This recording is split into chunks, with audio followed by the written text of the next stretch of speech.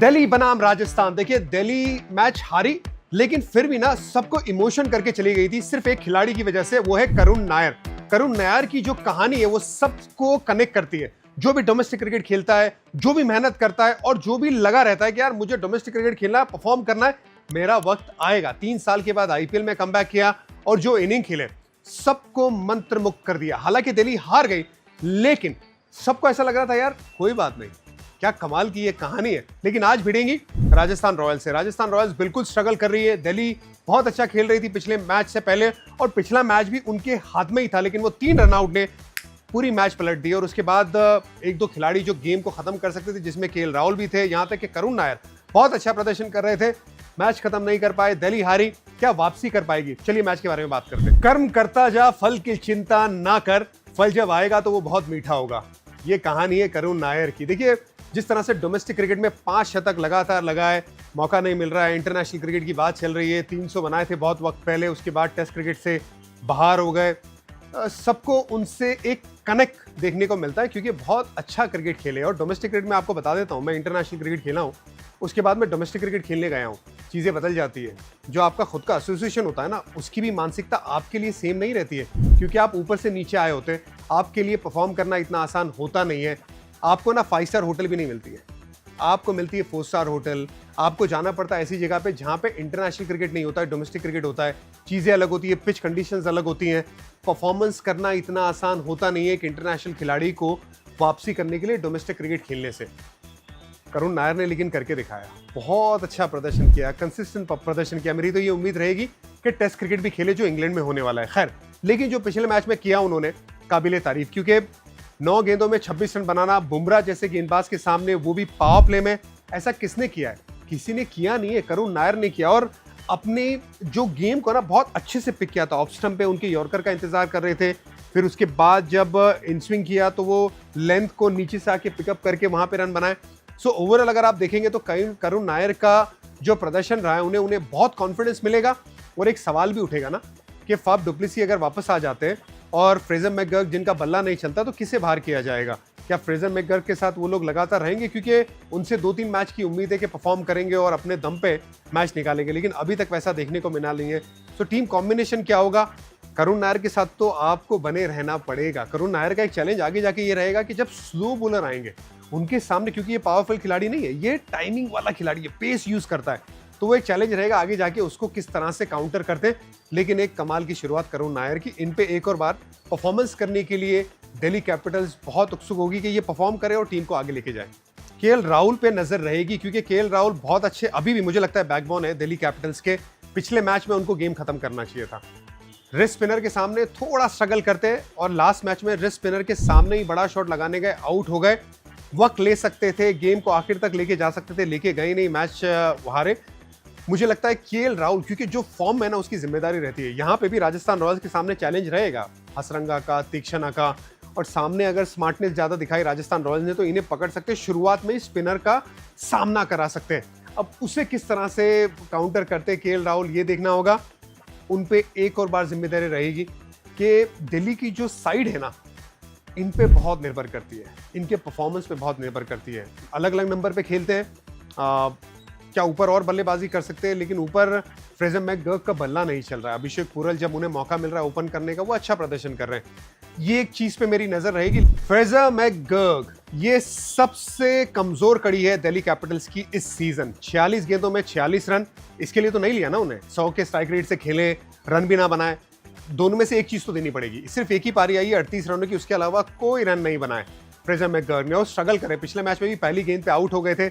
ये ऐसा बल्लेबाज है ना कि अगर आपको इस पे दांव लगाना है तो आप कंसिस्टेंसी इनसे एक्सपेक्ट नहीं कर सकते। वो पहली गेंद पे जाए, बड़े शॉट लगाए, उस स्ट्राइक रेट को लगभग 200 के पार लेके जाए, जो पिछले सीजन इन्होंने किया था।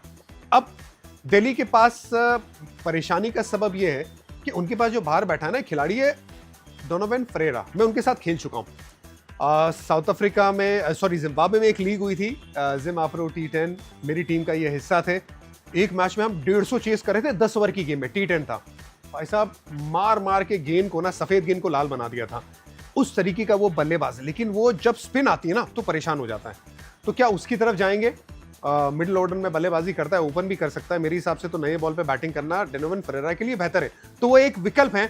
लेकिन क्या फ्रेजर मैकगर्क के साथ थोड़ा सब्र का फैसला करेगी दिल्ली कैपिटल्स, ये देखना होगा। अगर उनका बल्ला नहीं चला तो दिक्कत तो होगी। चलिए प्लेइंग 12 पे नजर डाल देते हैं।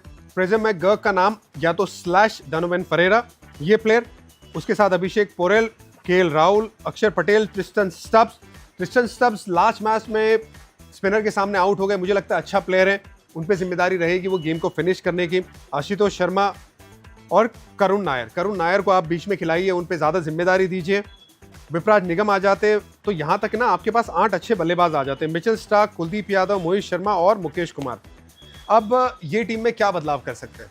अगर यहाँ पे फाफ डुप्लेसी आ जाते तो सीधी सीधी उनकी जगह बन जाती है, वो ओपन कर लेते और एक एक स्लॉट सबका नीचे चले जाता है। लेकिन अगर वो नहीं आते तो फिर आपको वो जो पिछले मैच में प्लेइंग 12 थे उसी के साथ आपको जाना चाहिए।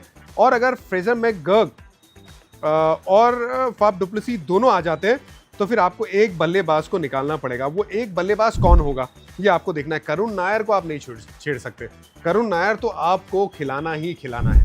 राजस्थान रॉयल्स, यशस्वी जायसवाल सबसे बड़े पॉजिटिव थे पिछले मैच में। 75 रन की पारी 47 गेंदों में आई, 10 चौके 2 छक्के। ऐसा लग रहा था कि ज्यादा बेहतर प्लानिंग के साथ आए थे, ये एक बहुत बड़ा पॉजिटिव था राजस्थान रॉयल्स के लिए। मुझे क्या लगा सबसे अच्छा कि क्या गेम प्लान था उनका। अक्सर ना ज्यादा स्क्वायर खेलने जाते हैं, मैंने रिविजिट करने की बात की थी पिछले मैच में कि आप ऑफ साइड का गेम आप नीचे खेलते हो, लेग साइड का गेम आप हवा में खेलते हो, ज्यादा स्क्वायर खेलते। लेकिन यहाँ पे ना रिविजिट करके सामने खेलने की कोशिश की थी। आप अगर उनका वैगन व्हील भी देखेंगे ना पिछले इनिंग में तो आपको पता चलेगा कि सामने ज्यादा कोशिश कर रहे थे रन बनाने की, तो वो परसेंटेज भी सामने ज्यादा बेहतर था। ये एक बहुत अच्छे प्लान के साथ उतरे थे, इसी वजह से कामयाबी मिली। यहाँ पे एक चैलेंज रहेगा यशस्वी जायसवाल के लिए। लेफ्ट आर्म गेंदबाज को बहुत बार आउट हुए, तो लेफ्ट आर्म गेंदबाज है इनके पास मिचेल स्टार्क, उसके सामने किस तरह से काउंटर करते ये देखना होगा। अब राजस्थान रॉयल्स के लिए सबसे ज्यादा दिक्कत का सामना क्या है? संजू सैमसन लगातार उस तरीके के आक्रामक अंदाज में बल्लेबाजी नहीं कर रहे हैं। पिछले मैच में भी देखा था कि पहला जब चौका आया पावर प्ले की खत्म होने पे, मतलब आखिरी ओवर में संजू सैमसन के बल्ले से चौका आया, तो एक चिंता का विषय है क्योंकि वो तो आक्रामक अंदाज से खेलते हैं ना। अब वो अंदाज नहीं होगा तो पावर प्ले में पिछले मैच में लगभग 45 रन के आसपास आए थे, जो आज के जमाने में कम थे, और इन दी एंड वो फासला बहुत बड़ा हो गया था और आरसीबी आराम से जीत गई थी। तो वो एक बात का ध्यान रखना होगा संजू सैमसन को कि आक्रामक अंदाज से खेलते रहे, क्योंकि अगर आक्रामक अंदाज से खेलते हुए आउट हो तो नीचे जो प्लेयर है उनको वो रोल अदा करना पड़ेगा। लेकिन संजू सैमसन जबरदस्त बल्लेबाजी करते हैं जब अटैक करते हैं सामने वाली टीम को।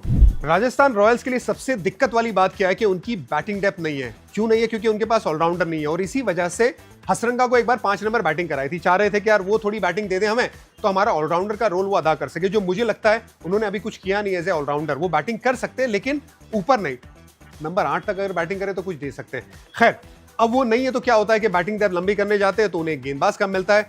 अब ये प्रॉब्लम का सोल्यूशन क्या है?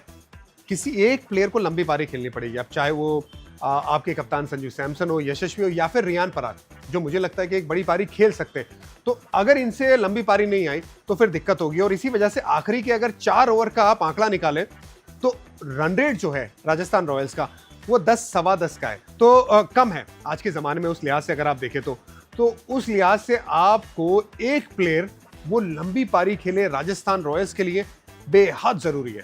अगर जेन्युइनली देखा जाए तो इनकी गेंदबाजी भी स्ट्रगल कर रही है। चाहे वो आप जोफ्रा आर्चर का भी नाम ले लो ना, तो अच्छे प्रदर्शन के फॉर्म में आए हैं लेकिन उतना बढ़िया काम करके अभी तक दिया नहीं है। पिछले मैच में भी ना एक लेंथ आगे डालने की जरूरत थी, फिल शॉट ने उनको आड़े हाथ लिया था। अब दूसरी बात, जो उनके स्पिनर भी हैं तीक्ष्णा और हसरंगा, वो भी इतना अच्छा काम नहीं करे जितनी उनकी उम्मीद है। साथ ही में मुझे लगता है कुमार कार्तिक को ना ज्यादा इस्तेमाल कर सकते हैं गेंदबाजी में। अगर वो करेंगे तो फायदा हो सकता है, क्योंकि वो रिस्ट स्पिन भी डाल सकते हैं, फिंगर स्पिन का भी इस्तेमाल कर सकते हैं।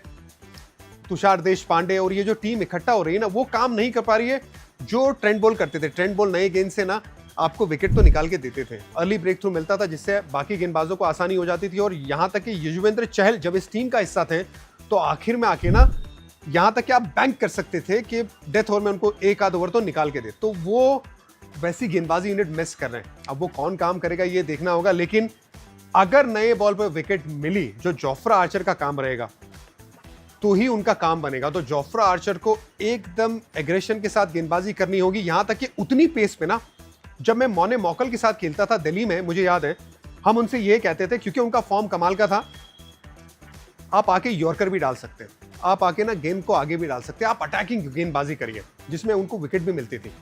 वही काम जोफ्रा आर्चर को करना है कि आप आओ, भले आपको रन की चिंता नहीं करनी है, लेकिन आपको लेंथ उस तरह से डालनी है कि आप स्टंप को रेगुलर टारगेट कर सकते हैं, क्योंकि इन स्विंग डालते हैं ना राइट हैंड बल्लेबाज को, तो वो उनको एग्रेसर वाला काम और विकेट टेकिंग एबिलिटी वाला काम करना पड़ेगा। अगर वो नहीं करेंगे तो फिर इस बॉलिंग यूनिट को दिक्कत होगी। प्लेइंग 12 की बात कर लेते हैं। यशस्वी जायसवाल और संजू सैमसन। संजू सैमसन ना ये सोच रहे हैं कि मैं लंबी पारी खेलूंगा, मुझे लग रहा है ना उनको बेबाक अंदाज में खेलना चाहिए। यशस्वी ने भी जो सीधा खेलने का प्लान बनाया वो बेहतर है। वो जो रोल है लंबी पारी खेलने का वो आप दे दीजिए रियान पराग को, थोड़ा सिंगल डबल खेले और लंबी पारी खेले, और आखिर में ना वो ताबड़तोड़ तेज बल्लेबाजी भी कर सकते हैं सेट होने के बाद, तो ये रोल वो अदा करें। नंबर 3 पे आ जाए नीतीश राणा, और अगर लंबी पारी होगी तो रियान पराग नंबर 3 पे आ जाए, तो 4 तो आपके ये हो गए। फिर उसके बाद ध्रुव जरेल, उन्होंने पिछले मैच में अच्छी पारी खेली थे।